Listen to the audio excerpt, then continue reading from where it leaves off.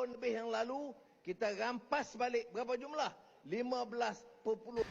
Aduh, aku pun kadang-kadang pening juga. Ini majlis rumah terbuka ke majlis parti politik?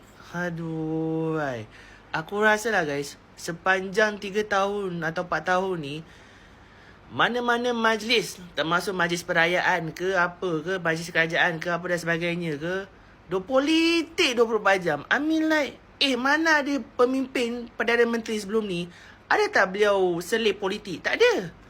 Kalau majlis kerajaan, kerajaan. Kalau PRU ke PRN dan juga politik dan sebagainya, itu politik. Tapi masalahnya sekarang ni PMS, mana-mana pergi majlis kerajaan, politik 24 jam lah. Sampai kan rakyat Malaysia pun dah tak tahan dah nak dengar tau. Ada yang dah tidur. Tak bosan ke PMS? Aku nak tanya satu soalan kepada PMS. Tak bosan ke politik 24 jam? Tak bosan ke? Rakyat dah bosan tau. Rakyat dah bosan. Dah lah subsidi. Semua tarik. Telur, beras. Yang terbaru ni. Budi 95.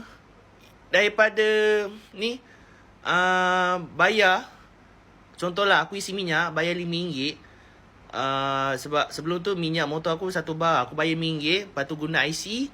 Tiba-tiba sampai RM6 lebih. RM6.50 lebih. RM6.50. Tak full bar. Tak full guys. Tak full. Bukan setakat aku seorang je. Akak yang isi minyak RM50 pun tak sampai full bar guys. 1 bar je tak cukup. Semualah. Semua. Everything. Sepanjang beliau menjadi Perdana Menteri ni. Aku rasa kalau 5 tahun lagi akan datang, aku rasa rosak lah.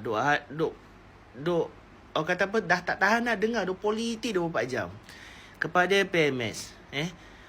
Orang India sudah marah sama you, tahu tak? Sebab apa? You duk asyik politik 24 jam. Orang nak dipavali.